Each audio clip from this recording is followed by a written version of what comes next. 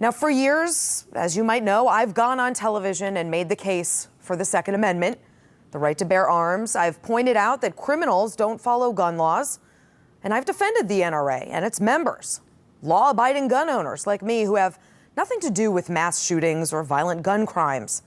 I've done that because I am a gun owner and a gun rights advocate, and I believed it was true. But I am no longer an NRA member.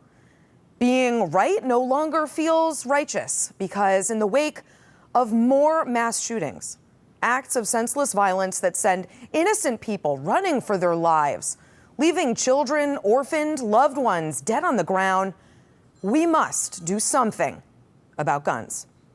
We have a problem in this country, and that problem is hate. Tonight, I'm going to spend most of the hour talking about hate and what we can do about it, but one of the things we must do to begin to solve our hate problem is to put down our metaphorical weapons, our defenses, our special interests, and finally be honest about the role that guns play in this culture of hate in America. And the honest, simple answer is, it is too easy for too many sick people to get their hands on guns. People with the kind of hate in their hearts as the El Paso and Dayton shooters, the Sutherland Springs and Charleston church shooters, Las Vegas, San Bernardino shooters, I can go on and on. They're not going to be cured of their hate by taking away their guns. But we also don't need to just hand them a killing device and 100 rounds of ammo and say, please don't do anything bad with these. A kid who shows videos of mass shootings on a first date, who was suspended from school for having a hit list and a rape list, should never have had access to a gun of any kind, period. Domestic abusers should never have access to a gun of any kind, period. People who make violent threats against individuals or groups of people should be taken dead seriously, investigated thoroughly, and ultimately maybe never have access to a gun of any kind, period.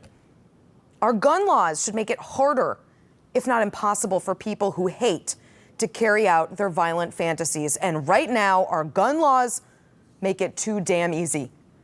Universal background checks, gun violence restraining orders, raising the age of gun purchases to 21, banning 100-round drums, fixing our NICS system, investing in mental health inside our schools. These things cannot wait. I am so sick and tired of participating in this predictable cycle of politics, where a mass shooting happens, the left calls for new gun laws, some meaningful, some unproductive. The right yells slippery slope and hides behind the Constitution. Nothing happens. Nothing changes. And with the next mass shooting, we do it all over again. Look, I love the Constitution, but it's still a document. It's meant to protect human beings, real people, life, liberty, the pursuit of happiness. What happiness are we protecting if our kids are afraid to go to school? What liberty are we protecting if we don't feel safe at the mall or walking down the street? What lives are we protecting when we arm a 21-year-old white supremacist with 100 rounds of ammo only so he can go shoot up dozens of people at a Walmart, including a 2-month-old child? I know I will be accused of letting my emotions get in the way of facts here. I've made that accusation before. But this is an emotional issue. How could it not be? In fact, it should be more emotional. And to my friends in the Republican Party, at the NRA, on the side of gun rights, if you're not emotional about this, join me, won't you?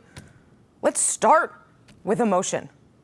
There's a lot we can accomplish if we start as humans, not NRA lobbyists or gun control lobbyists, not special interest groups or politicians, but as humans, moms, dads, brothers, sisters, friends, colleagues, because we have everything to lose if we don't. This is Sarah Elizabeth Cupp announcing on national television that she just quit the NRA in the aftermath of 2 more mass shootings in El Paso and Dayton, which took place only hours apart. Because like the rest of the country, she's tired of the inaction, of the bad faith excuses, of the misdirection and the misinformation from the right. And this is a big deal coming from her, considering this was the same person who, after the Parkland shooting in 2018, said this. Well, if you turned on cable news last night and this morning, it's safe to say you didn't get the news.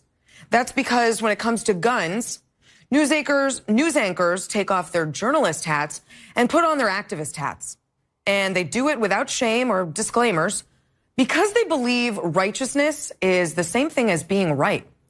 Many of these journalists blamed the gun lobby for what happened yesterday. They blamed the NRA, which represents law-abiding gun owners like me. So for a once outspoken Second Amendment advocate to offer such a full-throated rebuke of the gun lobby, of do-nothing politicians, of our laws protecting firearms over people, is a testament to just how fed up people have become in this country. And that's probably because it's all but impossible to parrot conservative talking points about mass shootings in good faith. They'll fall back on a slew of excuses, claiming that it's totally, definitely not guns. It's video games, it's mental health, it's not enough God, and of course, none of these arguments have a leg to stand on. Will taking away guns stop deranged lunatics from killing people? No. But someone absolutely won't be able to kill or wound nearly 500 people like they did in Las Vegas with a knife. If video games lead to mass shootings, why does a country like South Korea, from which nearly 50% more video game revenue is earned than in the United States, have a virtually non-existent number of shootings? If Christianity stopped mass shootings, then why does the country that already has the highest percentage of Christians on the face of the earth also have the most mass shootings? We can go on, but the problem with answering these questions in good faith is that they were never asked in good faith. Because let's be honest, every country in the world has video games. Every country in the world has people with mental health problems.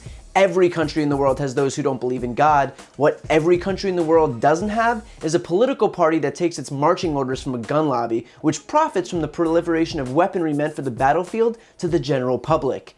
It's the guns. But rather than admit that guns are the problem, Republicans have twisted themselves into pretzels pretending that it's everything else. It's like our house is on fire and we're choking on the smoke and everyone is pointing at the flames when the firefighter, the guy who's supposed to keep us safe, is like, "Have you considered whether you have undiagnosed asthma?" And of course, it all comes down to money. Gun lobbies fund Republicans at an exponentially higher rate than Democrats, especially considering that funding for the left is virtually non-existent now. In fact, the top 20 recipients of funding from the gun lobby are all Republicans, with donations ranging into nearly the $1 million range per candidate in just one election cycle. And it's all for moments like this, when, despite a staggering 94% of Americans supporting common sense gun safety measures like universal background checks, we're still getting the runaround from Republicans. Senate Majority Leader Mitch McConnell still refuses to reconvene the Senate to vote on bills like H.R. 8, the Bipartisan Universal Background Checks Act of 2019, which passed the House 6 months ago and has been languishing in the Senate ever since. Trump still reaffirmed that the NRA will have a seat at the table and be considered in his decision-making in the aftermath of the El Paso and Dayton shootings. Yep. Wouldn't want the guys who profit from gun sales not to have their voices heard loud and clear too. The fact is that no number of mass shootings will move Republicans, who have decided once and for all that they're fine with a daily mounting death toll so long as they can keep cashing their checks from the gun lobby, can keep pretending that it's video games and mental health and ungodliness and whatever other insane excuse they cook up to protect their campaign contributions. They were not moved when 500 people were peppered with bullets in Las Vegas. They were not moved when 20 children were slaughtered in Sandy Hook, and they were not moved when hours, not days, began separating these shootings just like what happened this weekend. The only way to change anything is to vote them out. Because we have everything to lose if we don't.